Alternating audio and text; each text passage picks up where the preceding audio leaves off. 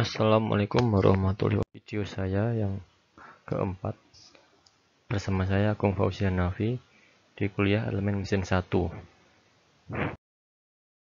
Baik, sebelumnya sudah kita bahas mengenai pembebanan yang mungkin terjadi pada poros, di mana akan muncul tegangan geser apabila poros dikenai beban puntir atau torsi. Kemudian muncul tegangan normal jika terjadi bending atau lentur pada poros tersebut. Nah, kali ini kita akan membahas bagaimana jika terjadi keduanya, yaitu terjadi torsi dan bending. Nah, tegangannya seperti apa yang terjadi? Nah, kali ini kita akan membahas ini. Baik, sebelumnya saya akan menjelaskan mengenai teori kegagalan. Teori kegagalan ini maksudnya adalah di mana kriteria jika material tersebut mengalami kegagalan. Nah, di uji bahan, nah ini biasanya dijelaskan juga ketika sebuah material melampaui ultimate tensile strength, maka benda tersebut pasti dipastikan akan mengalami patah. Jadi materialnya akan melemah. Nah, ini tidak selamanya ultimate. Kadang ada yang kriterianya adalah menggunakan yield strength. Jadi ketika memasuki yield strength, maka material tersebut bisa dikatakan gagal karena sudah bengkok biasanya. Nah, ini biasanya terjadi pada material yang ulet. Nah, ini jika kita menggunakan kriteria teori kegagalan yield strength atau tegangan luluh, ini kita gunakan ketika hanya terjadi tegangan yang uniaksial, artinya tegangannya hanya satu. Jadi satu jenis tegangan tarik saja misalkan.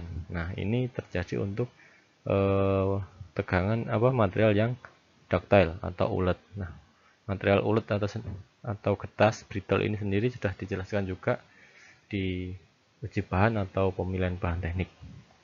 Nah, rata-rata kalau untuk poros memang material yang digunakan adalah material yang ulet ductile. Jadi untuk yang kemarin di tegangan normal karena bending atau tegangan geser saat dipuntir, kita hanya menggunakan yield strength sebagai acuan. Nah, sekarang ketika kita memiliki tegangan geser dan tegangan normal, ini artinya adalah tegangan yang terjadi ini statik dan ada dua arah, yaitu yang akibat geser akibat torsi dan normal akibat bending. Nah, karena material kita adalah material poros, biasanya material poros itu adalah ulet.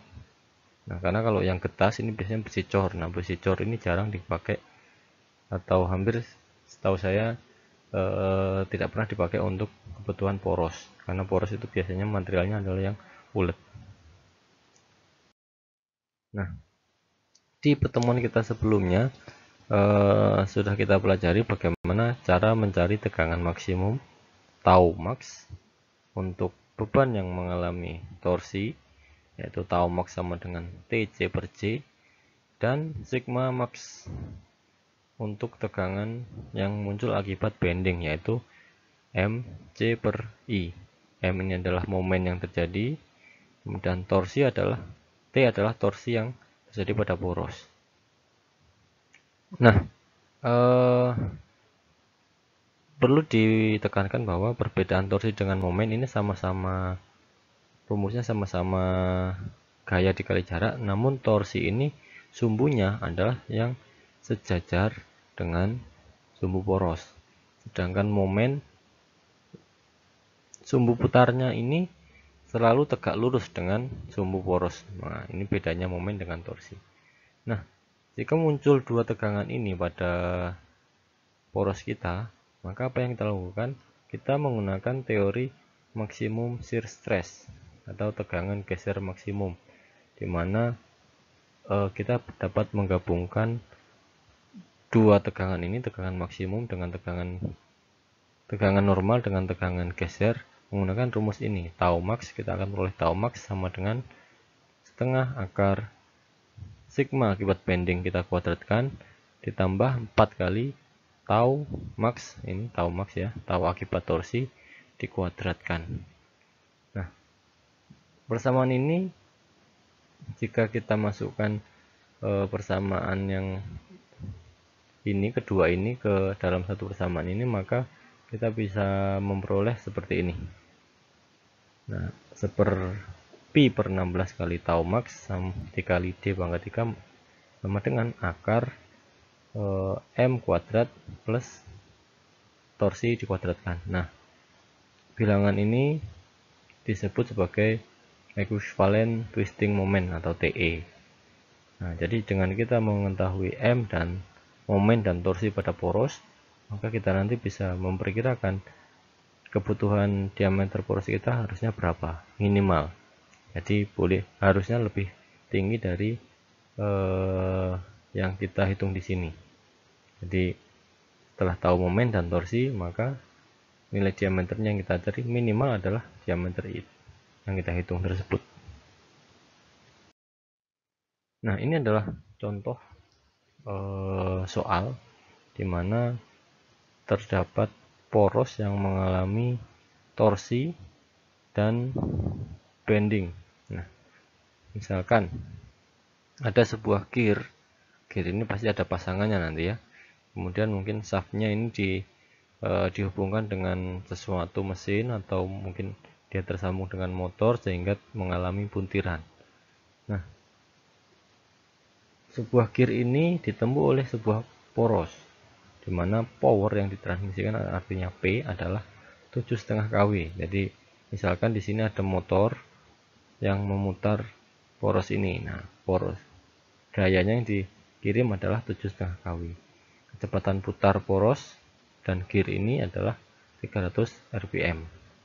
Lalu sifat material yang kita gunakan diketahui ini dari soal, bahkan tau allow tegangan geser yang diizinkan adalah 45 MPa atau 45 Newton per mm persegi.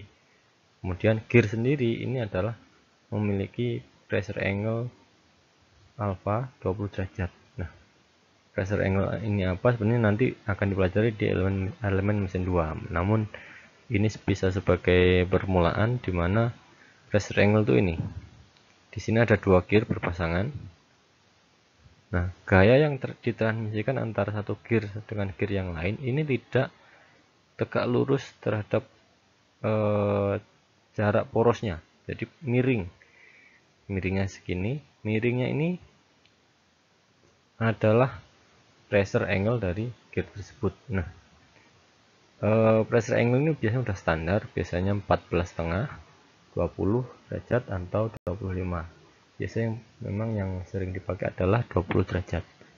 Maka pressure angle adalah ini.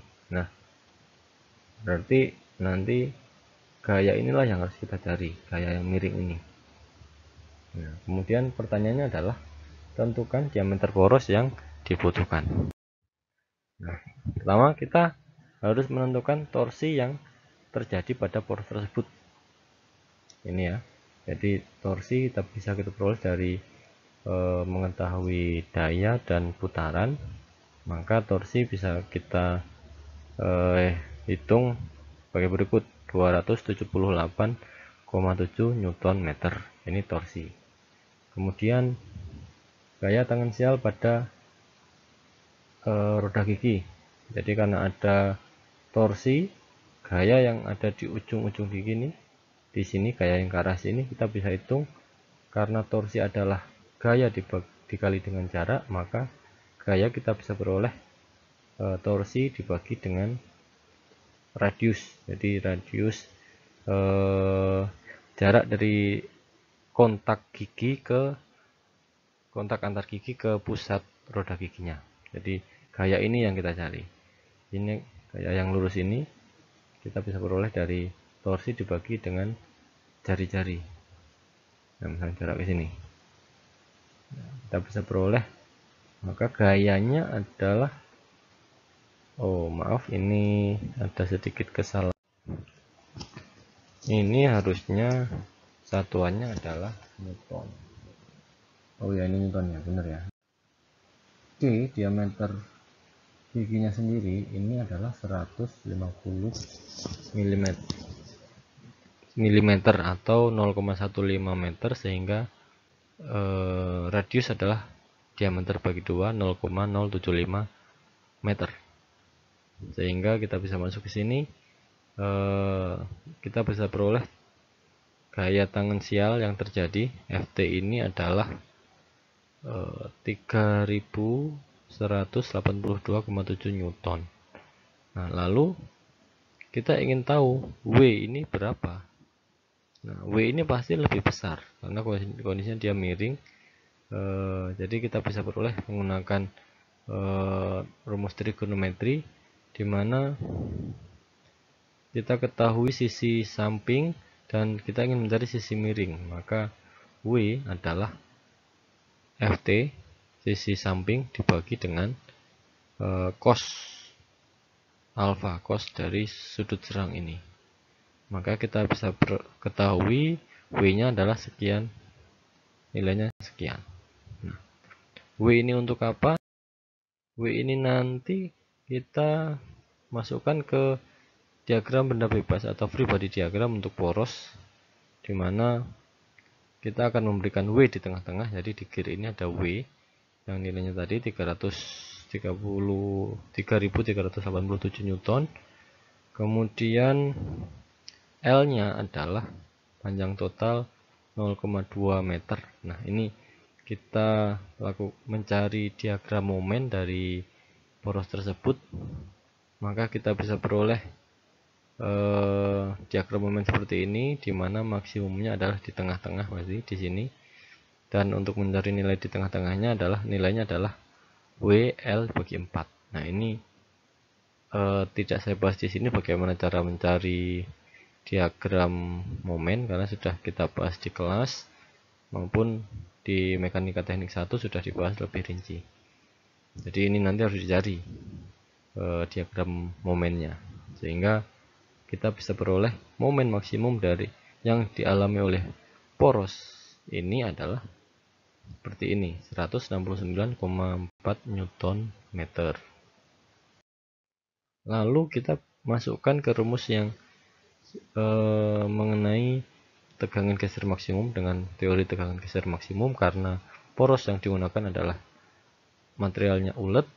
Kemudian ada dua tegangan yang terjadi pada poros tersebut, yaitu tegangan akibat momen bending dan tegangan terhadap akibat torsi T. Sehingga kita masukkan ke sini momen dan torsinya. Kemudian tau max ini adalah batas dari material yang diizinkan, artinya tidak boleh melebihi dari tau max. Jadi ini adalah batas material yang diizinkan, 45 Newton per milimeter persegi. Nah, kemudian kita masukkan momen M dan T, kita perlu seperti ini, sehingga kita bisa peroleh D pangkat 3 adalah 33 kali 10 pangkat 3 mm pangkat 3, sehingga D kita bisa peroleh 32 mm. Nah, artinya agar poros tersebut aman dalam tegangan 45 Newton per milimeter persegi ini, diameternya minimal adalah 32. Nah, apakah 30 aman? Nah, 30 berarti tidak aman karena kurang dari yang disyaratkan ini. Nah, makanya biasanya akan dipilih sedikit di atasnya, yaitu misalkan 35. Nah, ini baru aman. Akan dipilih 35 karena bisa alasannya yang tersedia di pasaran adalah 35, maka dipilihlah 35. 32 ini adalah nilai minimal, tidak boleh kurang dari nilai 32 ini. Nah, baik, ini penjelasan saya mengenai bagaimana mencari atau mencari diameter minimum jika diketahui terjadi momen, bending, dan torsi. Jadi jika poros tersebut mengalami dua pembebanan tersebut, torsi dan bending, maka inilah rumus yang harus digunakan. Atau bisa rumus yang asalnya tadi, jadi yang tahu max tadi. Baik, sekiranya cukup penjelasan dari saya. Jika ada hal yang kurang jelas, silahkan bertanya langsung kepada saya, bisa via WhatsApp atau bisa komentar langsung di video ini. Sekian dari saya. Assalamualaikum warahmatullahi wabarakatuh.